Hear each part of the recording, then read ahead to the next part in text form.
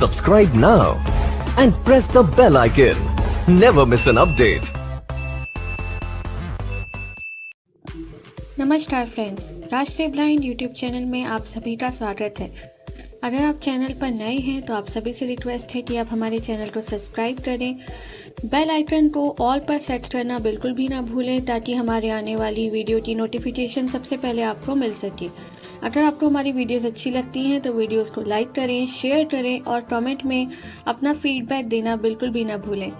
आप हमारे चैनल के अबाउट में जाके हमारे व्हाट्सएप ग्रुप का फॉर्म फिल करके हमारे व्हाट्सएप ग्रुप का हिस्सा बन सकते हैं।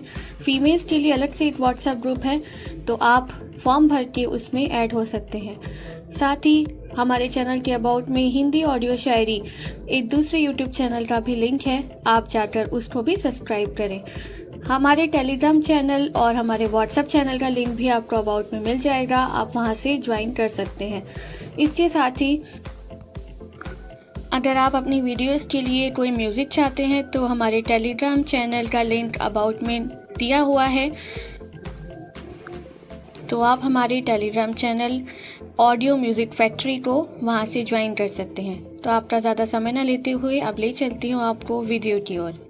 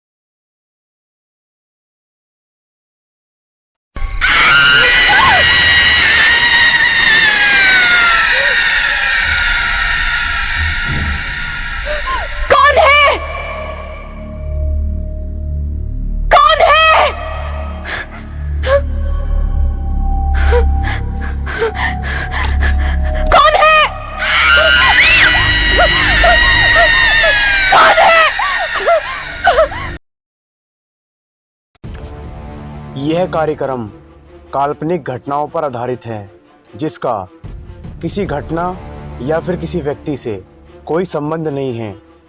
भूत प्रेतों और असामान्य वेशों के होने पर हमारा चैनल कोई दावा नहीं करता और ना ही कोई प्रोत्साहन करता है, मगर एक दावा करता है और वो है डर, जो कि सबको लगता है। तो चलिए बढ़ते हैं आज के कार्यक्रम की ओर।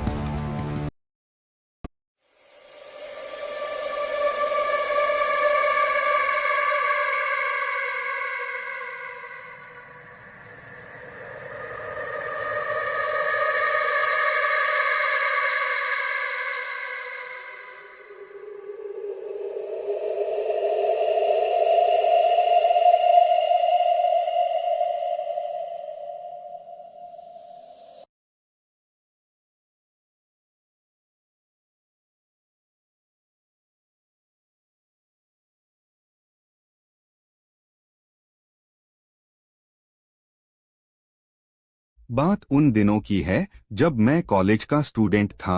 अपने कॉलेज की ओर से हम सभी कैंप के लिए एक जंगल में गए थे। हल्की ठंड थी। रात में हम सबने पूरी रात कैंप फायर के साथ डांस करने, गाने आदि का प्रोग्राम तय किया। मुझे और सभी साथियों को कैंप फायर के लिए लकड़ियां इकट्ठी करने का भार सौंपा गया। मैं निकला तो सबके साथ ही, लेकिन जंगल के प्राकृतिक सौंदर्य में भटकता हुआ अकेले बहुत दूर कहीं निकल गया। अचानक आसमान बादलों से भर गया और गरज के साथ बारिश होने लगी। बादलों के लगातार गरजने से मैं पेड़ के नीचे खड़ा रहना मुनासिब न समझ आसपास किसी घर की तलाश में एक दिशा में भागने लगा। मुझे कुछ ही दूरी पर एक लाल ईंटों से बनी शानदार बिल्डिंग नजर आई। बिल्डिंग रोशनी से पूरी नहाई हुई थी और उसमें ढेर सारे लोग हैं, ऐसा दूर से ही लग रहा था। मैं तेजी से भागते हुए उस बिल्डिंग में जा घुसा और सामने से आती हुई एक खूबसूरत नर्स से टकराते टकराते बचा। नर्स ने मुझे घूर कर देखते हुए कहा, बहुत अधिक भीग गए हो, सर्दी लग जाएगी। उधर बाईं ओर एक स्टोर रूम है, वहाँ जाकर जो भी मिले उससे कहना। सिस्टर जूलिया ने दूसरे सूखे और साफ कपड़े मुझे देने को कहा है, वह तुम्हें कपड़े दे देगा। मैं हक्का बक्का मुंह फाड़े सिस्टर जूलिया को देखता रहा। मुझे एकदम से यह समझ नहीं आया कि मैं क्या करूं। मेरी स्थिति देखकर सिस्टर जूलिया खिलखिलाकर हंस पड़ी और बोली, पहले तो तुम अपना मुंह बंद करो वरना मुंह में मच्छर घुस जाएंगे, और अब जाकर वीसा ही करो जैसा मैंने कहा है। मैं हल्के से हाँ में सर हिला सिस्टर की बताई दिशा में जाने को मुड़ गया। अभी कुछ 10 कदम ही चला होऊंगा कि मेरे कंधे पर किसी ने हाथ रखा। मैं चौंककर पीछे मुड़ा और अपने सामने आर्मी की वर्दी में एक युवक को खड़ा मुस्कुराता पाया। मेरे चेहरे पर आश्चर्य का बादल अपना घर बना चुका था, जिसे देखते ही उस युवक को हंसी आ गई। उसने धीमे किंतु दृढ़ स्वर में कहा, मैं कैप्टन विनोद हूँ और यह हमारे देश की आर्मी का हॉस्पिटल है। कैप्टन विनोद की बातों ने मुझे आश्वस्त किया। मैं अब धीरे धीरे सामान्य हो गया और मैंने कैप्टन विनोद को सिस्टर जूलिया की कही बातें बताई। सुनकर कैप्टन विनोद के चेहरे पर रहस्यमयी मुस्कान फैल गई और वे बोले, तो सिस्टर जूलिया से भी मिल चुके? जी, क्या मतलब है आपका? कुछ नहीं, चलो मैं तुम्हें सूखे कपड़े देता हूँ, चेंज कर लो, नहीं तो सच में सर्दी लग जाएगी। और मैं कैप्टन विनोद के पीछे पीछे एक बड़े से कमरे में पहुँच गया। कमरे के चारों ओर हरे रंग के पर्दे लगे हुए थे। एक और एक बड़ा सा बेड पड़ा हुआ था और उसके सामने एक सोफा था। बीच में एक टेबल था जिस पर 2 ग्लास, एक बड़ी बोतल ब्रांडी की और 1 या 2 पत्रिकाएं पड़ी हुई थीं। कमरे के एक कोने में एक बड़ी सी अलमारी थी जिसमें से कैप्टन विनोद ने एक आसमानी रंग का कुर्ता पायजामा निकालकर मुझे दिया और कमरे से लगे बाथरूम की ओर इशारा किया। मैं बाथरूम से कपड़े चेंज कर जैसे ही निकलने लगा, मेरी नजर बाथरूम की एक दीवार पर पड़ी। वह खून के छींटों से भारी हुई थी। यह देखकर मैं घबरा गया और जल्दी से बाहर निकलने को मुदा कि बाथरूम में लगे आईने में खुद को ही देखकर चौंक गया। आईने में मेरा पूरा शरीर तो नजर आ रहा था, लेकिन मेरे शरीर पर से मेरा सर गायब था। अब मुझे डर लगने लगा और मैं हड़बड़ाकर बाथरूम से निकल गया। मुझे इस तरह बाहर निकलते देख कैप्टन विनोद ने हंसकर पूछा, क्या हुआ? अरे हाँ, तुमने तो अब तक मुझे अपना नाम ही नहीं बताया। कहाँ जाओगे? बाहर बहुत तेज बारिश हो रही है। लेकिन तुम जाना क्यों चाहने लगे अचानक, यह मैं समझ नहीं पा रहा हूँ। कैप्टन विनोद, आपकी बाथरूम की एक दीवार पूरी खून के छींटों से भरी हुई है और आपके बाथरूम में लगा आईना भी कुछ अजीब सा है। उसमें मुझे मेरा पूरा शरीर तो दिखाई दिया, लेकिन मेरा सर ही गायब था। मैं अब बिल्कुल भी नहीं रुकूंगा यहाँ। बारिश में ही भीगता हुआ अपने कैंप तक जाऊंगा। कहते हुए मैं कमरे से बाहर जाने वाले दरवाजे की ओर बढ़ा। रुको, तभी कैप्टन विनोद की कड़कती आवाज गूंजी, तो तुमने सब कुछ देख ही लिया? जी, क्या मतलब है आपका? मेरी आवाज में डर भर गया था। मतलब चाहे जो हो, तुम तब तक यहाँ से नहीं जा सकते जब तक मैं तुम्हें कुछ बता न दूं। क्या बताना चाहते हैं आप? जो आज तक कोई न जान सका। जो आज तक कोई न जान सका वह मैं जानकर क्या करूंगा? प्लीज अब मुझे जाने दें। मैं डर से रुआसा हो गया। नहीं, बिल्कुल भी नहीं, और तुम्हें मुझसे डरने की भी कोई जरूरत नहीं। सैनिक सबकी रक्षा के लिए होते हैं। मैं भी तुम्हारी सुरक्षा ही कर रहा हूँ। कैप्टन विनोद के स्वर में कोमलता थी। आओ मेरे साथ इस सोफे पर बैठ जाओ, मैं तुम्हें एक कहानी सुनाता हूँ। कहानी खत्म होते ही मैं तुम्हें तुम्हारे कैंप तक जीप से छोड़ आऊंगा।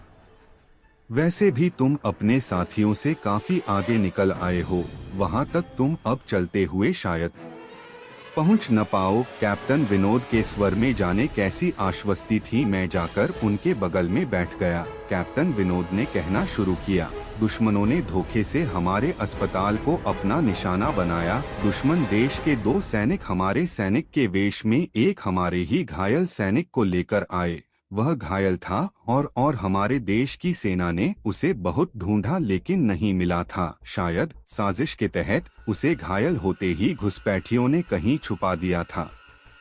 अचानक अपने खोए सैनिक को अपने हॉस्पिटल में पा सभी खुश हो गए और बिना अधिक पड़ताल किए हॉस्पिटल के गेस्ट रूम में घायल को लेकर आने वाले छद्म वेशधारियों को ठहरने की इजाजत दे दी गई। अभी उस सैनिक का इलाज चल ही रहा था कि जोरों का ब्लास्ट हुआ और पूरा हॉस्पिटल एक पल में खंडहर में तब्दील हो गया। लेकिन हॉस्पिटल तो अपनी शानदार स्थिति में खड़ा है। मेरी बातों को अनसुना कर कैप्टन विनोद ने अपनी बात जारी रखी। कोई नहीं बचा उस ब्लास्ट में।